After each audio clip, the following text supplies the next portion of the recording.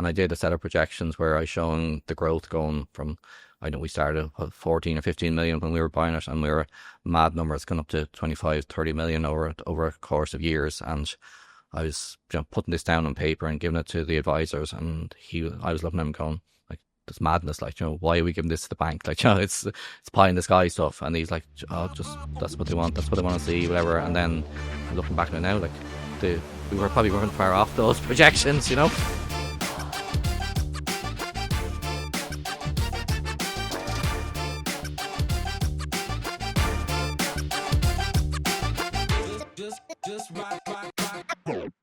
Niall Jones, Anglo Irish Refrigeration.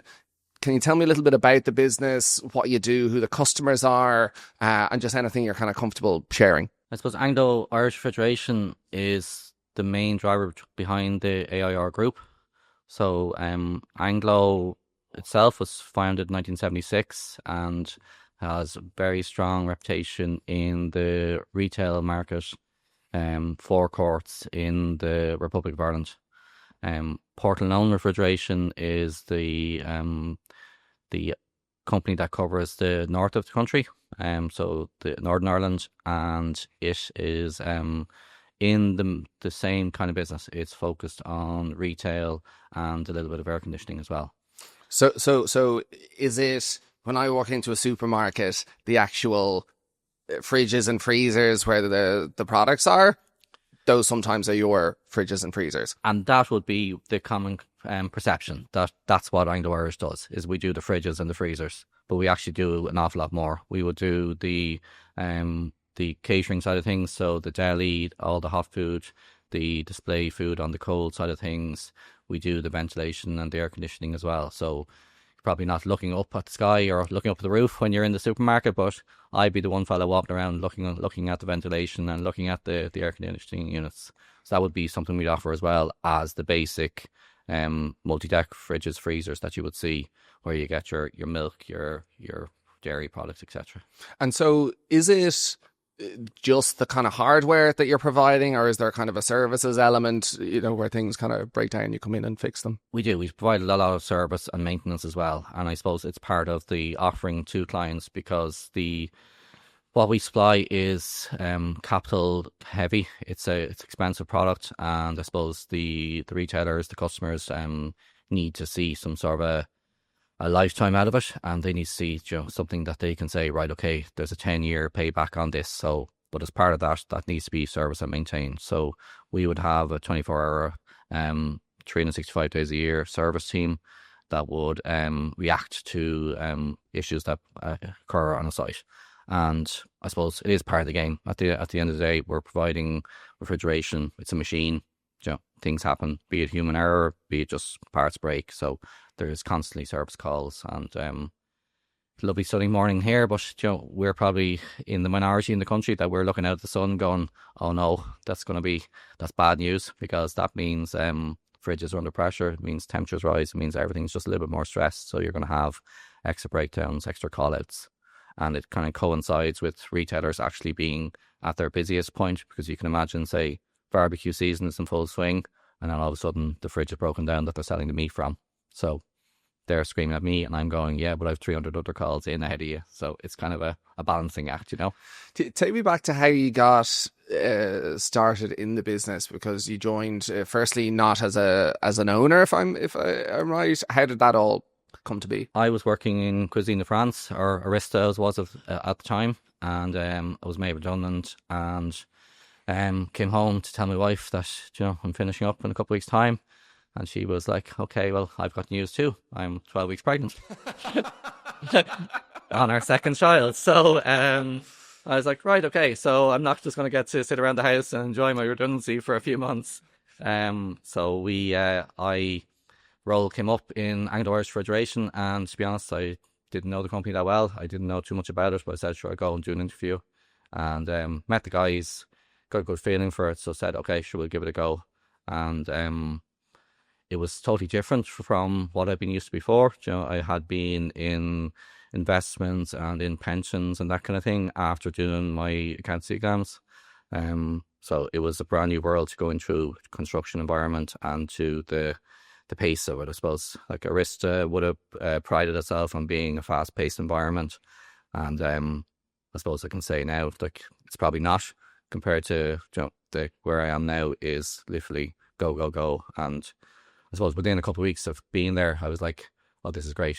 Every day is just full on, and there's so much going on, and there's so much opportunity with it, I suppose, as well. Do you think that's a size thing? Because obviously Arista is such a large, I don't know how many billions it turns over, but it's such a huge business. Do you think that the pace is maybe just a little bit quicker in a more of a kind of SME environment? Probably is. I'd say there's a nature of that, that there is. It's if it's owner driven, and if the owners are on site the whole time, they're obviously trying to go keep things moving, and you're a little bit more invested in it.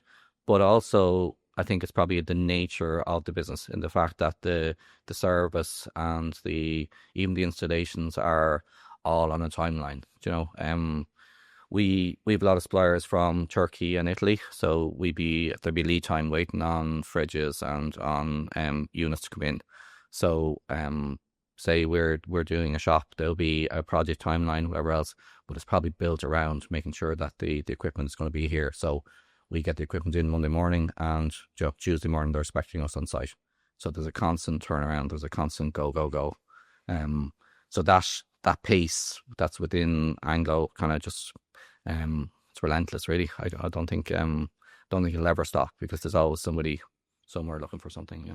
You joined as finance director, was it initially? Yeah, just as the previous accountant, John, had been there many years, like 25, 30 years, and he was coming towards retirement. So the previous owners were like, we need to put some sort of a pathway here for transitioning over to a new finance team, etc. So I did about 6 to 9 months with John, and then I suppose took it over myself. And there was definitely a transition period. I think within 2 years, the team that John had, the 4 or 5 that were there, had all moved on, and was fresh faces in, and that's kind of just part of the way things go. It's different ideas and different mindsets, and it was definitely an opportunity for change as well. I definitely identified some bits and pieces. I was like, okay, we can definitely do that a little bit more efficiently, and we'll try this and see if that brings something new to the table, and so on. And so in terms of your role then over time, going in as, I suppose, finance director, kind of CFO, very much over the finance function, obviously that has its hands in every part of the business, but has your role kind of expanded over time, kind of not away from it, but out into the rest of the business?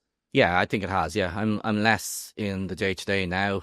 Obviously, as one of the co-owners, I'm less in the nitty-gritty, but I suppose the business has grown a lot too over the years as well. So since 2017, like, we've had massive growth. So and the new acquisitions as well means you're less focused solely on Anglo. You're more involved in the different regional offices as well. So yeah, my role has 100% changed. But I think even the current CFO, his role is probably totally different than the role I had when I started. I would have been doing the nitty gritty and doing journal entries and that kind of thing. Even, but now it's probably evolved that there's a bigger finance team, and there's stuff is prepared to a level before it reaches even the current CFO size.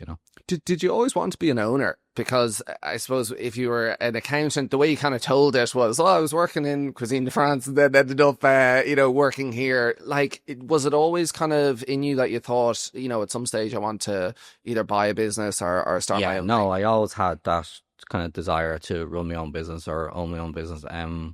It's probably driven from home that my father was a builder, and you'd see my parents in the evening doing bits and pieces, doing the books in the evening and waiting for faxes to come in and reacting from then, and having to, right, okay, we need to order this for tomorrow, and we need to do this, and we need to pay wages, and we need to invoice this fella and whatever. So there's probably a bit of osmosis. It's going on in the background, and you're listening to it, or you're watching TV, or doing your homework, but you're obviously picking things up in the corner as well, that's probably where some of the work ethic has come from as well. That it wasn't just get home from work at 5 o'clock and okay, parents are finished work. The day was probably only starting then again. Did that drive your decision at all to do accountancy and become an accountant? Yeah, well, my mother was working in an accountancy office and had done for many years, so that probably was part of a natural transition towards it. And then always kind of had a kind of a graw for numbers. It was the strong point, I suppose. Remember, languages and whatever else were not the strong point in even in the school results and that kind of stuff. Yeah, yeah. It's interesting as a basis for running a business. It seems to me. Now maybe I'm biased because I'm an accountant as well, but it seems to me that it's a very useful kind of skill and foundation. But there's actually very few. Like the only other person that's been in here on the podcast that has that is an accountant, as far as I remember. I feel like I might be forgetting someone now, but was Sean Moran from the Home Project Centre, and he actually also bought into the business as an MBO originally. So I don't know. It seems like a good foundation, but maybe not that common a foundation. Yeah, and I don't. I wouldn't classify myself as your normal accountant. So I'm not. I'm not there sitting there enjoying crunching numbers, that kind of thing. It's not. It's not what floats my boat. I like the actual interaction with people and the chatting and whatever. And I suppose from an Anglo point of view, I'm very lucky that Trevor, business partner, is very sales focused. So he has that natural ability to go out and talk to new customers and to probably, if issues arise, to be able to deal with them on an individual basis. Trevor is a refrigeration engineer by trade as well, so he's come up through the ranks, so he understands the technical side of things as well, which means it gives customers comfort as well that he knows what he's talking about. Where if I'm talking to you about refrigeration, people are looking at me going, do you know what you're talking about? Well, you do, I suppose, more so now. Anyway, Well, I haven't been in it. Probably Yeah, got better over the years, all right. But, I'd say the guys are probably laughing, going, I wouldn't let him near a fridge. And so when you were in your previous roles, was it kind of always in the back of your mind, how am I going to start my own thing or anything like that? Like, was it a real kind of itch at that time? I don't think it was a massive itch, especially when in your younger years. You're kind of carefree, and up to your 30s, you're just kind of plodding along. And like, I would have been as focused on football and hurling and in GAA than I was in work. Like, it was kind of a balancing act between the both, where I suppose then you get married and kids come along and you kind of refocus a little bit. And when the opportunity came for the MBO, or when myself and Trevor started talking about it first, I was 100% that, yeah, this is the right thing to do. I had no doubt in the back of my head at all. Like, it was, yeah, let's do this and let's try and get it done as quick as we can. And I suppose we were very lucky that the previous owners were willing sellers and were happy to move on as well. So myself and Trevor, we could see that there was potential in it. And the more we talked about it and the more we talked about strategy and potential growth areas, you could see our mindset was aligned, and that we had a natural, I suppose, desire to grow it and desire to make things better. So it was kind of a natural fit. So how did that come about, from the kind of very start? How did the kind of the discussion start, and then how did you kind of go about it? Oh, well, the initial discussion was was over a couple of points, going, oh, like, we should do this better and we should do this better, and then, oh, we have to go and run it by these lads, and then you're kind of going, okay, well, why don't we just go and do it ourselves or whatever? And then it evolved from that then to actually going, meeting advisors, going, okay, how will we actually do this? Because in fairness, I wouldn't have had much of a clue around how would you actually structure an MBO. Like, how do you get the finance? How do you value the business? What's important, what's not? How do I bring the management team with me? And like, if I was looking at a business now, for example, like, my thought process and the markers and what I'm looking for would be totally different than obviously back at what it was in 2019. But looking back at it now, we're probably very lucky that the business had a lot of those key boxes that you need ticked. They were actually in place, or it was relatively easy to put them in place.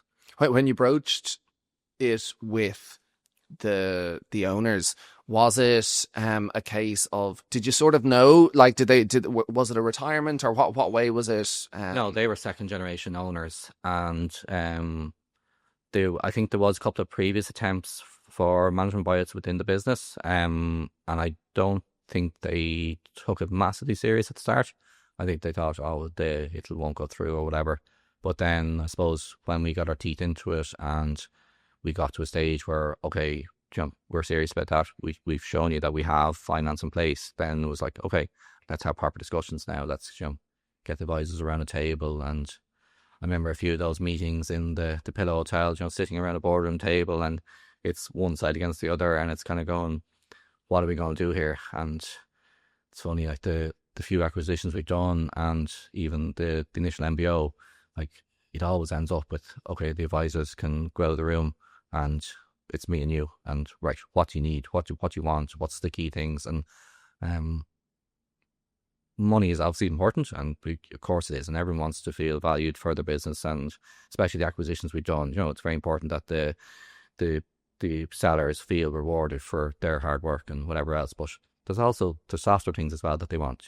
That you need to be able to give them comfort that you're going to look after the staff and that you're going to transition things through. And I suppose we've kept the brands that we bought. So the businesses in Tullamore and Cork, we've kept those brands, and we've traded as them since, and we've branded as them and everything else, because I suppose there's a reason why we're buying them. We knew there were strong brands, and we knew there was good customer base associated with those key owners. So, and I think that was important to the sellers too, that they know it's in good hands and that you're going about it the right way.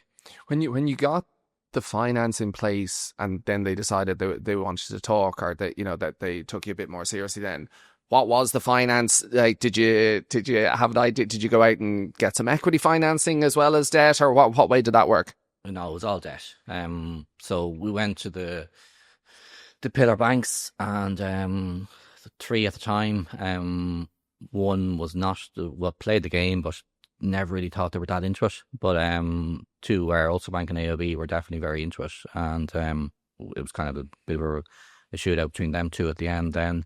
We managed to get a good deal done where we were able to finance it over 7 years, and like I was able to do projections or whatever else and look at it and go, okay, this is manageable. Like, I think this is not going to cripple the business, and it's not going to like push myself and Trevor under undue stress. There's a healthy amount of stress, and that's good, whatever else. But I didn't feel it was going to cripple us. Like, I thought we could cash flow it, and we could manage it. And your thought process there, was it okay, we're taking on all this debt? Was there a kind of what if the business doesn't perform very well over the next couple of years? Because as part of because it was all debt finance, there was PGs. Like we both had to give PGs on the family home, which was a hard decision to make, and having conversations with Holly about it, going like, we have to do this and don't really want to do it. But I suppose, and it was one of the first key milestones for maybe seeing that the business is going the right way after the MBO, was to actually refinance and get rid of those PGs, and get rid of those, especially to get the family home, that there was nothing at risk there anymore. So, but I suppose looking back at it now, 2019, you had COVID, you had Brexit, all within a few months of us buying the business, and I'm sitting there with a massive debt going, what are you after doing? What was it? Did it all just kind of work out, or was there a lot of kind of hard work that went into managing those things? There was plenty of hard work now, all right, and there was the challenges with Brexit and COVID and everything else, but then that brought opportunities too, because with COVID there was extra demand for refrigeration, and for ventilation. Air conditioning became a lot more important. People started talking about, okay, air changes and stuff like that was never on the agenda before. So that brought business opportunities, but it also brought challenges as well. It was very hard at the start there to get lads on site, or to make sure you're finding that balance between telling lads to get out and get on with it, and having a moral responsibility, that you're not spreading COVID, or you're not facilitating it. So there was definitely a balancing act around that time. What did the banks see in the deal? The two banks that were very interested. Do you know what they saw in it, like what they liked about it? Was it the fact that you had already been in the business, or was it kind of other things? I think there was probably three major things. Was the management team, that they could see that there was a core of a management team there. That Trevor had been in the business a long time. Um, that I probably had a good grasp of the finance side of things, and like you're meeting the people, and it's nearly like an interview. Like they're asking you what you're about, whatever, and they're obviously getting a feel for what you can bring to the business. And I think then the management team was the fact that we had a senior management team that were very well established in the business, like that were um okay, probably not too far off retirement years, but at the same time had a great industry knowledge that we could rely on.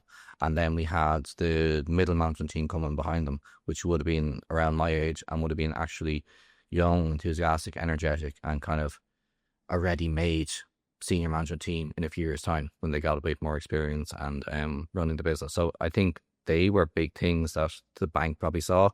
And then I suppose then the other piece was the growth, that they could see that we were on an acquisition path, that they knew, okay, this was the way they were going to go about growing the business. And one of the things I wanted to do was diversify away from, okay, we're only in retail world, or we're only in forecourts and supermarkets, that we can actually get into office blocks, get into restaurants, and through the air conditioning, the ventilation side of things, I suppose those doors have been opened now, thank God.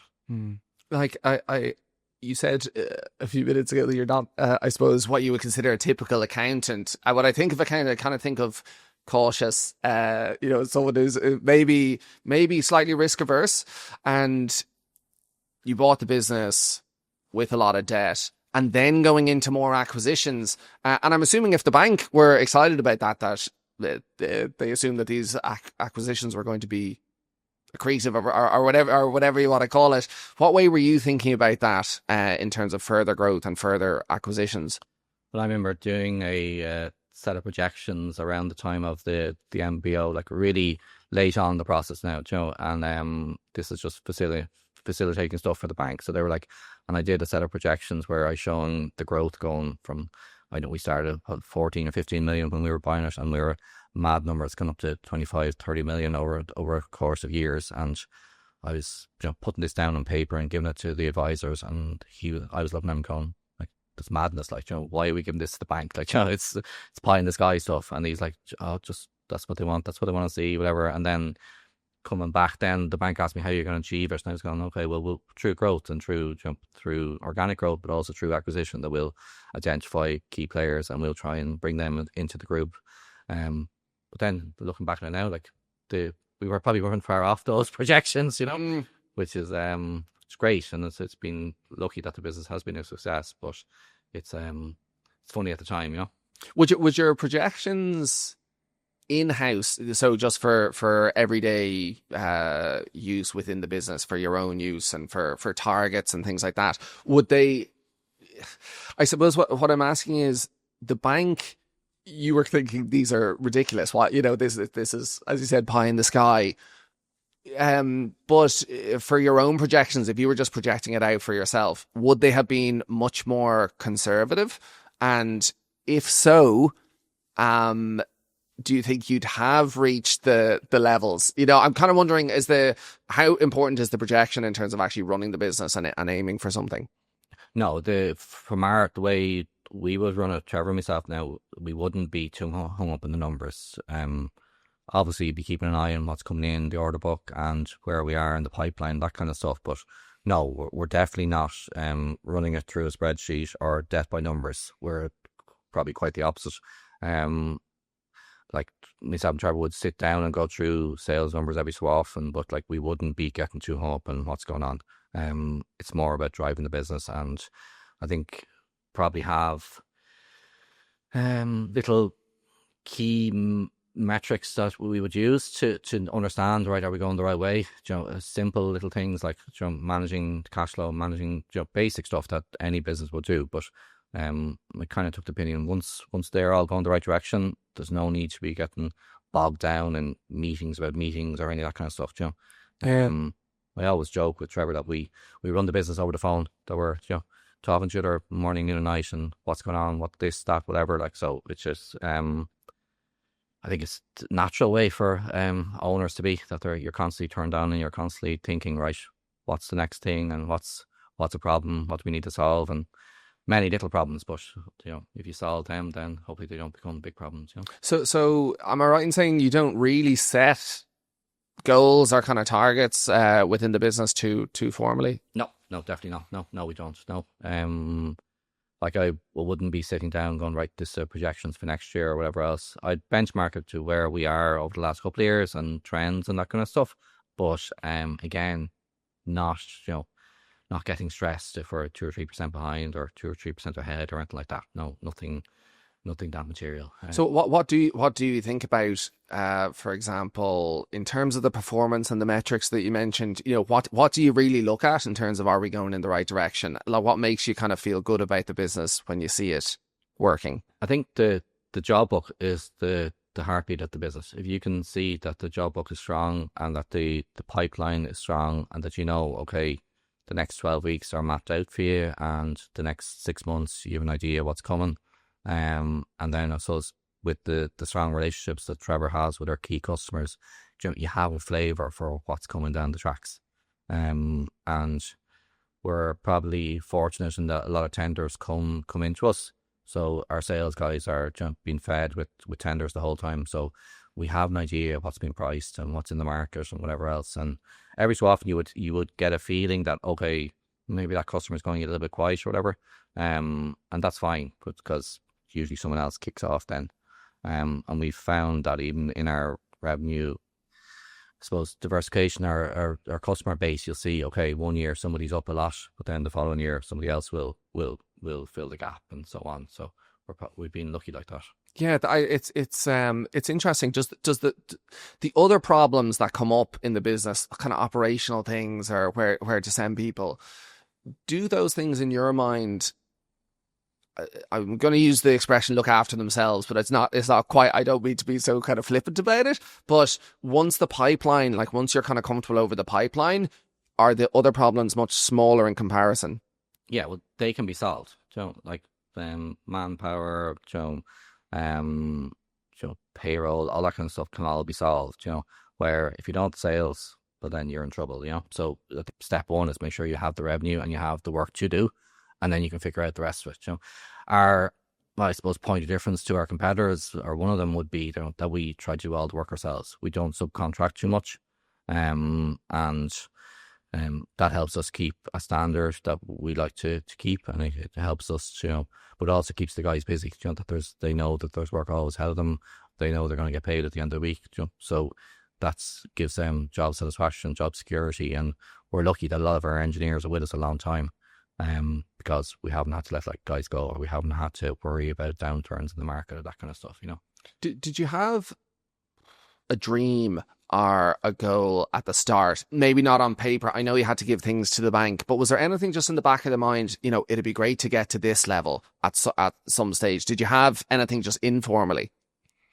Honestly, not initially. No. As the businesses progress, and you could see, especially with the acquisitions coming online, you could see targets and milestones coming along the way, and you go, okay, let's push for this round number. Let's push for this round number, and that kind of thing. It comes, and then you're kind of going, okay, is there opportunities in this space over to the left or whatever? And that came as the business grew and stuff. So it's probably more so now than it was initially, if you know what I mean. Maybe that's a function of being a little bit more comfortable in what you're doing and knowing that we have a steady stream of income coming in anyway, and that now we can think about diversification and think about pushing things forward and what are the other opportunities, like energy efficiency and energy management and all that kind of stuff wouldn't have been a massive thing back in 2019, and but now it's a massive growth area, and it's a key focus for all our customers, and it's a great selling tool for us. So am I right in saying you were thinking more about the potential downside, paying down the debt and that kind of thing. And if we can just kind of get to there over 7 years, that'll be kind of good. Yeah, I suppose. And you were kind of going, okay, make sure we have enough money in the bank to keep the wages being paid, and make sure we have enough to keep things flowing. And then over time, things will look after itself. But I suppose we were lucky in that opportunities with COVID and everything else came along, and I suppose the energy crisis as well was another opportunity for us, because it meant we could actually solve some of the problems that customers had, and bringing solutions to the table. Like some of our middle management team were able to bring ideas around energy monitoring and all these small things. Like they're not massive revenue drivers, and they're not by no means like a core pillar of the business, but it does bring a different mindset to customers, and it does mean that the customer is looking at you going, oh well, these guys are they're not problem creators, they're actually providing solutions, and they're coming to us with fresh ideas around how we can make things better for our customers. The smaller frustrations that you had at the start, I have these kind of things that I want to solve in the business, or things that I want to change.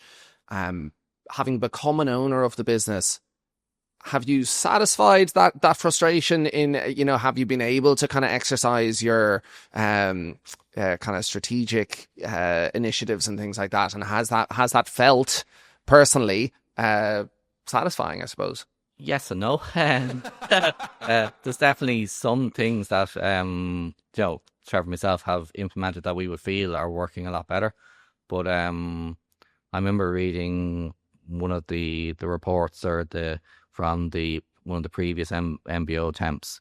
It could have been like going back to 1990 or something like that, like going back a long time. And they were saying like you had an issue around a certain aspect of the business, and I would say it's still an issue now. And we obviously are very aware of it, and we're trying to fix it and trying to make it better, but it takes time, and it's a difficult one to solve. And I think we probably made it better, but would you ask me, is it 100%? I would say no, it's not. Did you think it would have been easier to solve before becoming an owner of the business? Yeah, I thought, oh, like, that's madness. Like, why are you leaving yourself a little bit exposed there? But it's complex, and then when you get into it, it's a function of the business. And if you start trying to just solve one little problem, you're actually creating a load of other problems. So I kind of look at it now as a necessary evil, but definitely it's a stress point as well. It's something that blows up every so often, and you're kind of pulling your hair out, going like, what the hell? Like, why are we constantly going back to this same problems? Pretty much everyone that comes in here for a conversation like this, if they don't say it explicitly, it can be quite evident, and from what they're saying, that this whole thing about kind of owning businesses and trying to grow them is kind of stressful personally, and just very kind of difficult, and maybe more difficult than they thought it might have been before they started. Would you agree with that, or has it been a kind of easier ride? I wouldn't say easy, but I would say that I get a buzz out of it. I do enjoy it. I think there's great energy within the business, and I think there's good energy between myself and Trevor as well, that we would have a natural desire to get up and go to work, and that we would we like driving things on, and probably get a buzz out of seeing things going well and progressing, and small things like the fleet of vans looking well in a new acquisition or whatever. Like, they're probably things that other people will look at and gloss over or walk by and wouldn't even give them a second thought, where I'm going like, isn't that great progress? Like, to see actually, right, they're all in fresh vans, they all look well, they're all in uniforms, they're all actually representing the group, and that they're hopefully enjoying it. Do you think it's easier to buy a business rather than kind of start one from scratch? Do you think that's maybe not easier, but do you think it's preferable? From my own personal skill set, I think it's definitely easier to buy a business. I'd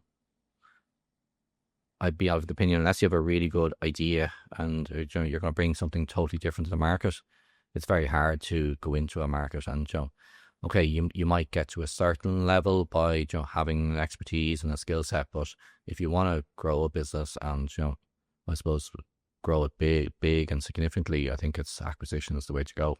I suppose we've been lucky enough that the acquisitions we've done have worked out well. Like we have pulled out of acquisitions. We pulled out of one very late in the day, which I felt very guilty about, and felt it was a very hard decision to make. But like after I'd made the decision and after myself and Trevor had gone through it, like we both felt a relief or a weight lifted off that it was the right decision to make, even though it was a very hard, difficult decision to make, and like it wasn't a nice conversation to have with the seller, because he was totally invested in it, and in fairness, we were too. Like we were probably only days away from signing, but it was definitely, looking back at it now, I still think it was the right thing for the group to have done. When you said earlier that when you're looking at other acquisitions now, or if you were looking at kind of buying another bigger business now, you'd look at different things than you would have when you were doing the MBO. Could you talk to us a little bit about the things that you focused on then, and kind of what's more important to you now? I think more important now is the culture, what way the staff operate within the business, and what is the profile of the staff as well. Like, is there a healthy balance between knowledge and having the experience within the business, but also having the energy and the enthusiasm to actually push it on more? I suppose the acquisitions we've done have been individual owners, and we've been lucky that they've been great partners to actually work with going forward. They've stayed within their individual businesses, and they've I suppose they've probably been patient with us as well, that we're trying to bring structured things from a group point of view, and it's different than when you're a one-man band, you're the master of your own destiny, where now you're not. You're answerable to me and Trevor, and we don't really operate like that. It's not as if we're dictatorship or anything like that, but at the same time it is a change. Like, it is difficult to go from, I'd imagine, from being right, well, I made that decision, I move on, now to actually going, well, do I have the authority to make that decision? And I have to think about it from a bigger picture as well. What is the impact of that decision, Yeah. How do you analyse? Because I suppose you might not get a chance to speak to employees. Do they even know that the company's being bought and things like that? Yeah. So how do you kind of get a feel for the culture and that kind of thing? Well, I suppose it's a small country as well. So you can definitely do your research quietly in the background, to get a feel for who they are and what they're about. And then I think you learn a lot from the customer base as well. That if the customer base is long-standing and loyal and stuff, then okay, they're doing something right. Where if it's flipping every year and it's a different customer and whatever, you're kind of going, okay, what am I getting myself into here? Like, is it just project driven? And if it's only project driven, then is there consistency there? And more importantly, like, will I be able to keep that consistency going? So yeah, there's a few things you'd look at and kind of go, okay, because I wouldn't get too bogged down on the finance side of things and stuff, because maybe I'm just a bit of confidence I'd be able to transition that kind of stuff and figure that out. I'd be more looking at it, okay, the people and the revenue pipeline, like they would be the more important aspects. Have you learned that the hard way at all? Has it been? I know you said some of the financing, for example, kind of transitioned out over the course. Was it, having not really thought about it when doing the MBO, but you were in the business, so I suppose you knew what the people were like and everything else. You obviously had confidence there. But I suppose why is it that you've come to see this as a kind of really important thing now when doing acquisitions? I think the people are the most important part of it, because if the people don't grow with you and go and want to run with you on it, then you're going to be pushing a rock up a hill, and that's very difficult to do. So I think you need to have a culture there where they want to push on with you, and that they feel there is benefits to them. And I suppose our like one of the things we would have done as part of the acquisition is actually give fringe benefits to the employee. So it wouldn't be going in giving massive pay rises or anything like that, but it would be okay. You can join the group pension scheme. You can there's healthcare options there.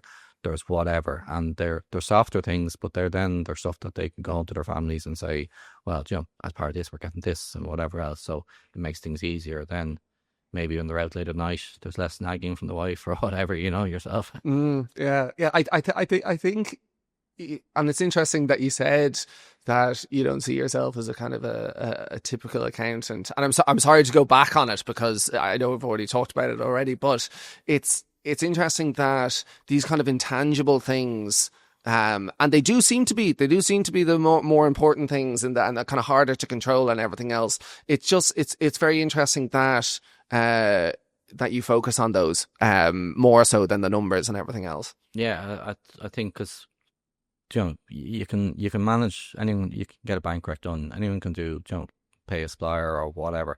Invoice a customer, but getting someone to actually do the work and get someone who kind of wants to do the work. Like I'm not saying like all 200 staff come in and all love their job, but if you can create an environment that there is some sort of job satisfaction in it and that they are getting some sort of a positive buzz around the place, then it makes life easier too. Everyone's going around it a little bit, make the workday a little bit easier, I hope. Tell me then about, I suppose, personal sacrifice. So when you bought the business, as you said, there was Brexit going on at the time, and then there was COVID basically happened within a few months. Has it pulled you away from certain things? Have you had to make sacrifices elsewhere in your life?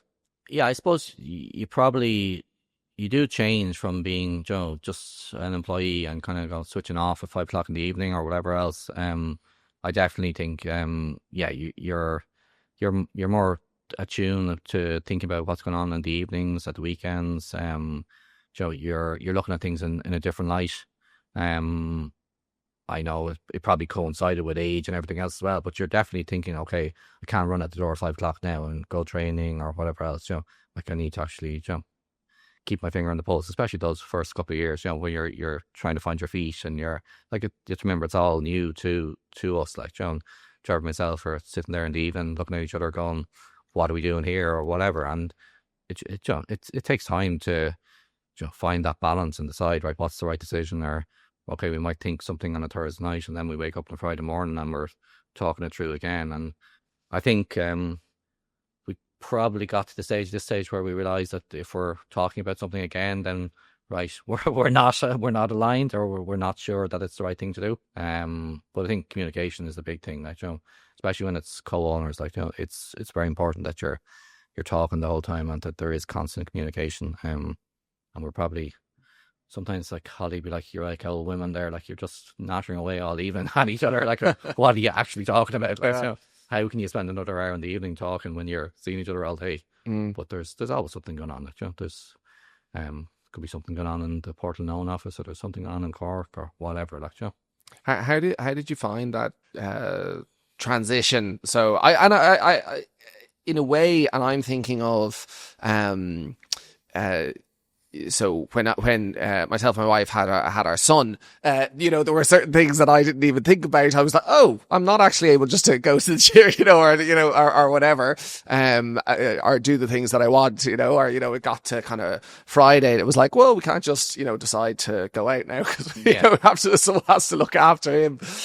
Was it in any way like that? After you had bought the business, that was it a difficult transition at all? Yeah, and I suppose my wife Holly and Trevor's wife Mavisha have probably been very supportive of us, that they probably very patient with us, that we were probably fully invested in the business and spending 90% of our time thinking about the business, when maybe not giving as much time to family life or whatever as we should have been, because you're constantly thinking, and then you might be working late or you're gone early in the mornings, and you put in a long week, and all of a sudden it's it's March or April, and where's the year going? Like, so we've been lucky though that the wives have been very supportive of us, so it gives us the opportunity to actually do that. I suppose it makes it easier, the fact that, well, maybe more difficult, but just the fact that there was personal guarantees there that you had to focus on it. Try and get rid of them. Yeah, yeah. So what does the future hold for the business? Are you doing more acquisitions? What's that look like? Yeah, I think we'd hope to continue growing. Like we be, we're constantly looking at seeing what's going on in the market, whatever else. I definitely think the air conditioning, the ventilation side of the business is going to continue to grow. Like I think it's going to be a bigger focus right across the island over the next while. And things change and trends change within the retail sphere the whole time. So whatever, like the current focus seems to be on low level fridges and ready go meals and everything else. But in a few years' time, that'll evolve to something else coming on the market, I suppose. And we'd be trying to stay at the forefront of that, going to trade shows in Europe and whatever else, and trying to see what is potentially the next big thing. Is that a difficult part? Because I suppose when a lot of people start a business or get involved in a business, sometimes there's the feeling that this is the business, we do this, and that's the way it's going to be. But as you said there, the kind of ventilation side became more important during COVID, and things are constantly changing, even subtly as things go. Is that hard to stay on top of? I suppose it probably is to a certain degree, but then you're depending on your relationships too, your partners, your suppliers, to get them to bring you the new ideas, like what are they seeing, and then I suppose as I say, the trade shows and that kind of factory visits, that kind of thing does definitely impact it. And then I think if you're talking to your customers, as I said, like Trevor has very strong relationships with our key customers, so that means we're getting a flavour for what they're thinking, and then we're going, okay, well, we can try and help you with that, or what about this, which might be 90% of what you're looking for, or maybe slightly different to what you were thinking, but it is something that's available. Like, so, keep talking and keep engaging with people, and stuff will come your way. And is it kind of happen, not as casually as that, but kind of, is that Trevor's out talking to customers, they're saying, oh, can you do this? Trevor comes back and is like, what do you think? Can we do? Is that, and it kind of comes about like that? You go back to the customer. Is that the way it kind of evolves? A lot of it is like that. Yeah, a lot of it is like that. Like we wouldn't be actively going, oh, try this. This is a new or anything like that. We'd be more right. What does the customer want? And we'd be very customer focused. Very and it probably ties back to the initial conversation about the service and maintenance, that it's about making sure that the customer's happy. So it's trying to react and trying to solve these problems for them, that they come back to you the whole time going, okay, I don't mind ringing these guys because they're not going to put up barriers. They're not going to be a pain in the ass. They actually just want to get it fixed, and they want to just help me to get back trading, or help me to make money. You said earlier that you get a buzz from it, and I'm interested in what, is there a particular aspect of it that you like the most, or that you get the kind of biggest satisfaction from? I suppose you get energy from the wins, and when you see there's big projects that turn out well, or something new is going well within the business. Like there's always challenges. There's always there's issues around day to day, but because, as I said, there's 200 plus staff, there's always somebody with a headache and somebody who's probably dissatisfied or whatever. So those things have to be tackled too, and it's part of the game. And some conversations are more difficult than others, and you just kind of have to get on with it. But that would be probably the bit I would find the most challenging. Where the other bits I would kind of just roll up your sleeves and get on with it. Niall Jones, it's been a pleasure talking to you this morning. Thanks very much for coming in and having the conversation. Where can people find out more about you, or get in touch if they want after hearing this? I suppose the group website's the best place to start, www.airgroup.org is, and take from there. You'll find me on LinkedIn or whatever else. Niall Jones, thank you very much. Great, thank you.